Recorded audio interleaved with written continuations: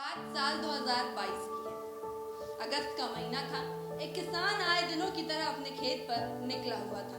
तभी उसने आगे जाकर बड़ा सा पंख देखा। किसान कुछ देर तो ठहर गया।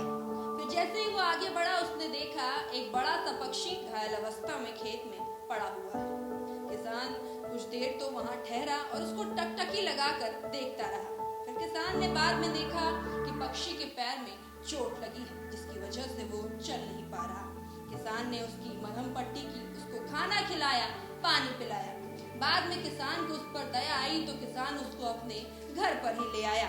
जिसके बाद कुछ समय बीता, पक्षी और किसान में दोस्ती हो गई और इनकी दोस्ती की चर्चा दूर दूर तक गांव में होने लगी। टीवी 24 में आपका स्वागत है। मैं हूं आपके साथ अंकिता भट्ट। जिस दोस्ती की मैं बात कर रही हूं वो है सारस और आरिफ की दोस्ती। जी हाँ, आज हम आपको अपनी इस रिपोर्ट में इन दोनों की दोस्ती के बारे में दिखाएं। दोस्ती हो तो सारस और आरिफ जैसी, सबसे अलग, सबसे अलहदा। जी हाँ, बाद में इस दोस्ती को लग जाती है वन विभाग की नजर। आखिर क्या है इसकी पूरी कहानी, आज हम आपको सुनाते हैं। दरअसल आरिफ और सारस की दोस्ती अगस्त 2022 में शुरू हुई थी। 30 वर्षीय आरिफ, जो पेशे से किसान हैं, वो बताते हैं, रोज की तरह मैं अपने खेत पर काम करने जा रहा था। तभी मुझे रास्ते में एक बड़ा सा पंख दिखाई दिया। मैं थोड़ा आगे बढ़ा तो बड़ा सा सारस जमीन पर गिरा हुआ था। पहले मैं उसे देखकर डर सा गया। पहली बार सारस को सामने से देखा था। इसकी चोंच बहुत बड़ी थी। मुझे डर लग रहा था कि कहीं ये मुझे मार न दे। मैं कुछ देर वहीं पर खड़ा रहा, उसको टकटकी लगाकर देखता रहा। वो हिल भी नहीं पा रहा था क्योंकि उसके पैर में चोट लगी थी, खून निकल रहा था। किसी तरह हिम्मत करके मैं उसके पास गया, उसके ऊपर हाथ फेरा तो वो थोड़ा सा मेरी तरफ घूम गया। इसके बाद मैंने सारस को पानी पिलाया, फिर उसको अपने खेत पर ले गया। उसके पैर पर दवा लगाकर पट्टी बांध दी। उसके बाद सारस को खेत के किनारे ही लेटा दिया। आरिफ आगे कहते हैं, कुछ देर बाद मैं खाना खाने जा रहा था।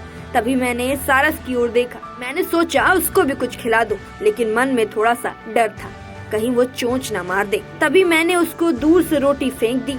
उसने खा ली। उसके बाद मैंने एक और रोटी दी, जिसको उसने खा लिया। जब मैं घर जाने लगा तो छोटे भाई को बुला लिया। उसके साथ मिलकर सारस को घर ले आया। वहाँ उसको घर के अंदर बिस्तर पर रखा।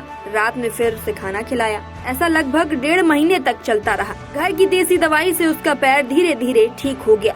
वो अब अपने पैरों पर चलने लगा था। मेरा डर भी खत्म सा हो गया। घर के दूसरे लोग भी उससे बिल्कुल डरा नहीं करते थे।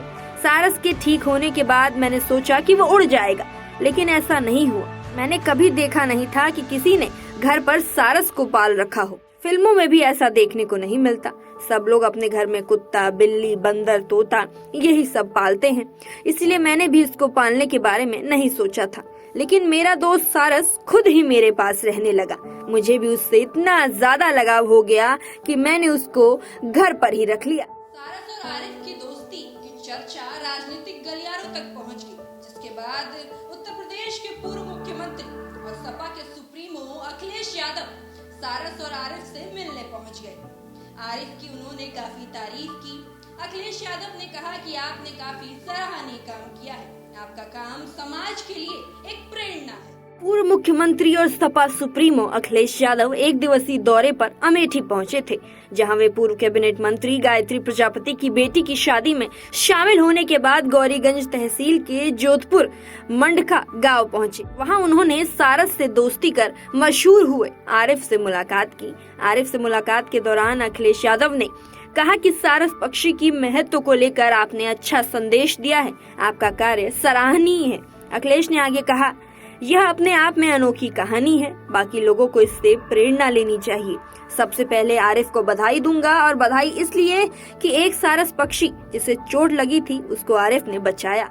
सारस आरिफ के व्यवहार को समझकर इनका मित्र बन गया।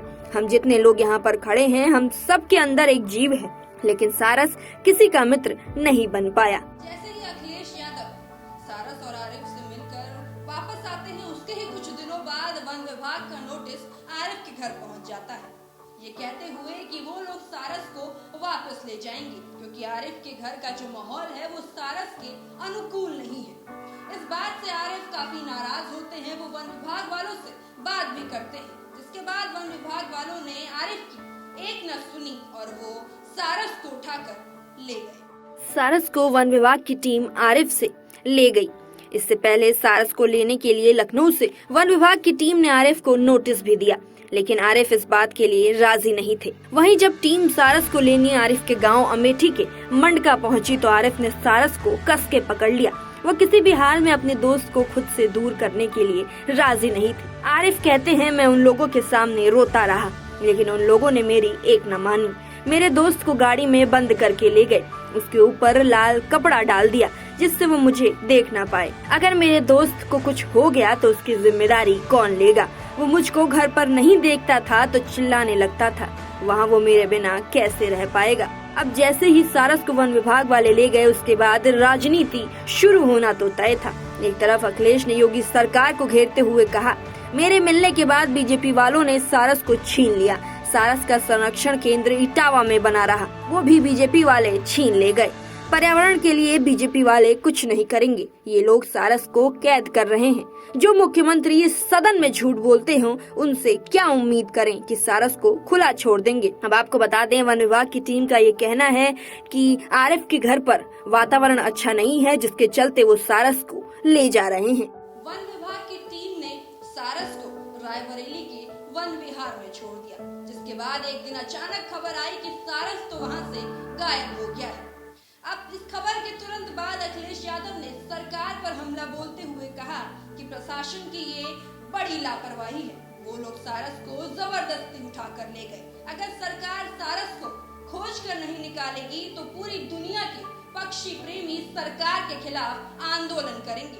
वन विभाग की टीम ने सारस को रायबरेली के समसपुर पक्षी विहार में शिफ्ट कर दिया था। फिर एक दिन खबर आई कि सारस वहां से भाग गया है, जिसके बाद अखिलेश ने एक बार फिर से ट्वीट कर सरकार पर हमला करते हुए कहा, सारस को अमेठी से जबरदस्ती लाया गया था। पक्षी के प्रति ऐसी लापरवाही गंभीर है।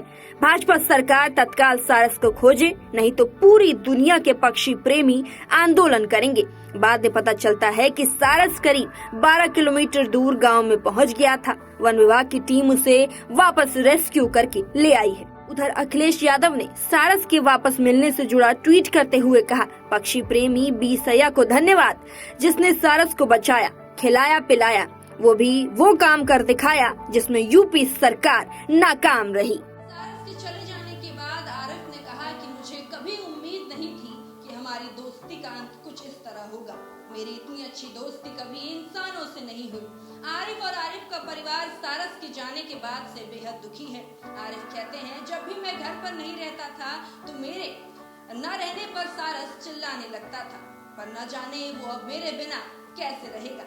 अगर आपको ये कहानी पसंद आई तो वीडियो को लाइक करें, इसको शेयर करना ना भूलें और चैनल को सब्सक्राइब करें।